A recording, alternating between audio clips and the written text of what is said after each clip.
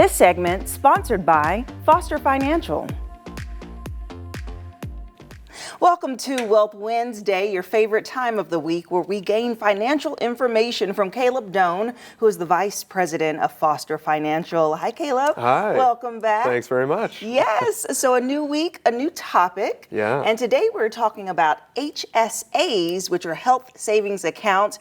I've heard of these. I'm sure you all have too. And you're going to break it down for us today. Yeah, absolutely. Okay. So I know medical expenses are something that just seem to skyrocket every single year, right? Mm-hmm. They typically inflate higher than other typical costs of goods and services, and so they just seem to be getting larger and larger. Mm-hmm. And so a lot of times when we put together a financial plan for a lot of our clients, we include a piece of that financial plan for planning out how we're going to cover medical expenses, not only in retirement, but even before retirement. Right. Because a lot of times those medical expenses can pop up even while somebody's working. Mm-hmm. And so the HSAs are a big piece of that planning. And so there's quite a few tax advantages in the HSAs that I think a lot of people might not really know about. And so I wanted to touch on a few of those today. Yeah, and really just breaking down what it is. It seems a little mysterious in some ways. I feel like a lot of the financial stuff that we talk about is. So I love that you break it down because it is an option that most employers will give to their employees.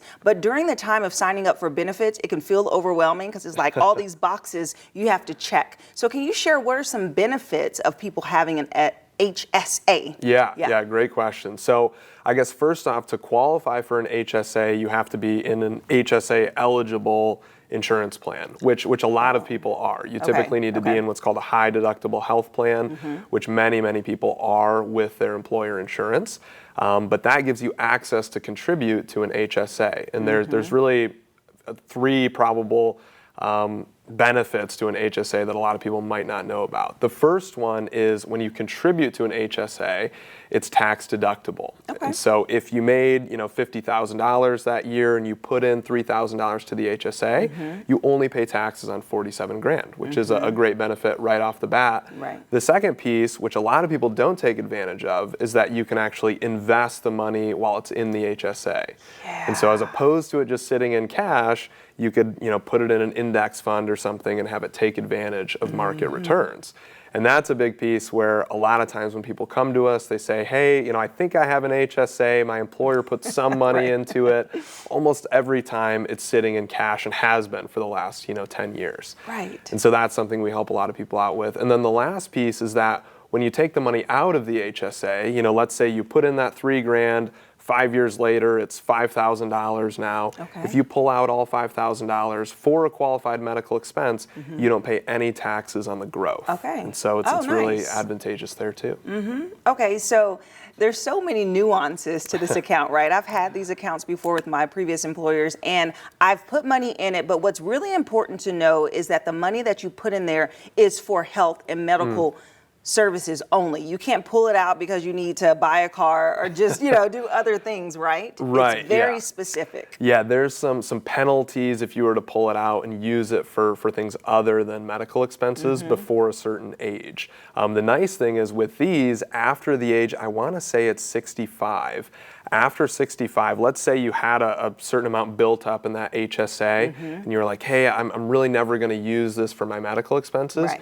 You could pull that money out of there and use it for non-medical expenses, but it wouldn't get that last kind of tax benefit that we talked about. If you pull it out and use it for non-medical expenses, you do have to pay taxes when it comes out. And so at that point, it was kind of like an IRA, for example. Right. So most people still use it for medical expenses, but it's nice that there's that flexibility there that if you had a balance when you were older, you could use it for other expenses. Okay, so that leads me to a couple of follow-ups. So number one, is there a maximum that you can put into the account each year?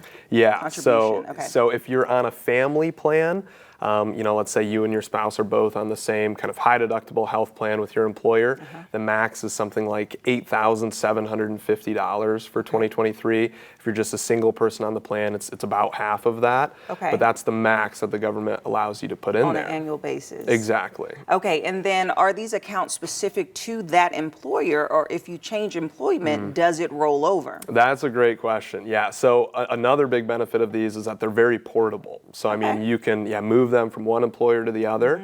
And a big piece that a lot of people ask is, okay, if I leave an employer, does any of that money go back to my employer? Like if they made contributions, does some of it stay with the employer? Because there's different plans that is a thing.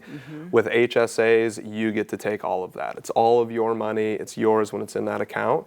So if you move employers, it goes with you. And it doesn't expire, right? So that amount rolls over. And it's just there in case you need it for, it's like a little personal insurance and medical spending. Yeah, Okay, yeah, exactly. okay, And people use it for out-of-pocket expenses, or if they, have a child, of course, you get hit with all these big bills during that process, and I'm sure. that's a good thing. And what's really nice is that it's a pretty broad spectrum of the qualified medical expenses that you can use it for. And so there's lists on different websites that will lay out just all the different things that you can use it for, and it's pretty broad. Yeah, and is there any reason or particular angle that people are not taking full advantage of these types of accounts? I think probably the reason people don't take it full advantage is they might not know all of the advantages of the account, And so if you're somebody out there who is eligible for an HSA and you typically have these recurring expenses, if you're not taking advantage of it, you're typically leaving some tax savings on the table. And so we like to help clients kind of take full advantage of all of it. Yeah, well, thank you. Well, hopefully today that just really inspired people to dive into these accounts more. So thank you so much, Caleb, for sharing that information. And as you all know, you can actually get a complimentary consultation with Foster Financial. We'll be sure to have their phone number listed below, and we'll be right back. This segment sponsored by Foster Financial.